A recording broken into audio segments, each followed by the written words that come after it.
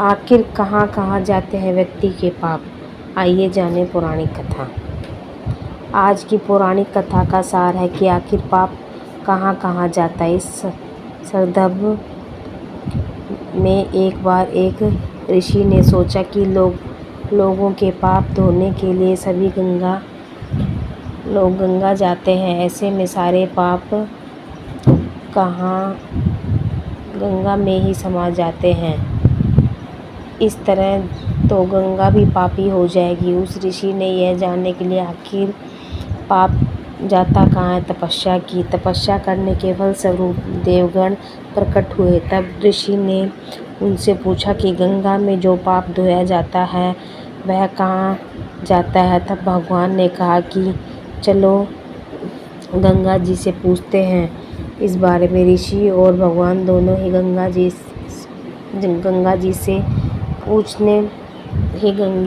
पूछा, हे गंगे, सब लोग तुम्हारे यहाँ पाप धोते हैं, तो इसका मतलब क्या आप भी पापी हुई। तब गंगा ने कहा कि मैं कैसे पापी हो गई, मैं तो सभी पाप लेकर समुद्र को अर्पित कर देती हूँ। इसके बाद ऋषि और भगवान समुद्र के पास गए और उनसे पूछा कि हे सागर, गंगा सभी पाप आपको अर्पित कर देती है, तो क्या आप पापी हो गए। तब समुद्र ने कहा कि वो कैसे पापी हुआ। वो सभी पाप को भाप बनाकर बादल बना देता है। अब ऋषि और भगवान दोनों ही बादल के पास गए। उसने पूछा कि हे बादल, समुद्र पापों को भाप बनाकर बादल बना देते हैं, तो क्या आप पापी हुए।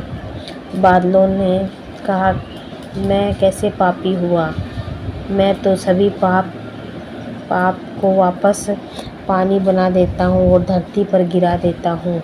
इससे ही अन्न उपजता है, इसे ही मानव खाता है, और उस अन्न में जो अन्न जिस मानसिक स्थिति से उगाया जाता है, जिस वृत्ति से प्राप्त किया जाता है और जिस मानसिक अवस्था में खाया जाता है, उसी के आधार पर मानव की मानसिकता बनती है। यही कारण है कि कहा जाता है कि जैसा खाए अन्न वैसा बनता मन। जिस वृत्ति से अन्न प्राप्त किया जाता है और जिस मानसिक अवस्था में खाया जाता है, वैसा ही विचार मानव का बन जाता है। ऐसे में हमेशा भोजन शांत रहकर ग्रहण करना चाहिए। अन्न जिस धन से खरीदा जाए वह धन ही श्रम का होना चाहिए।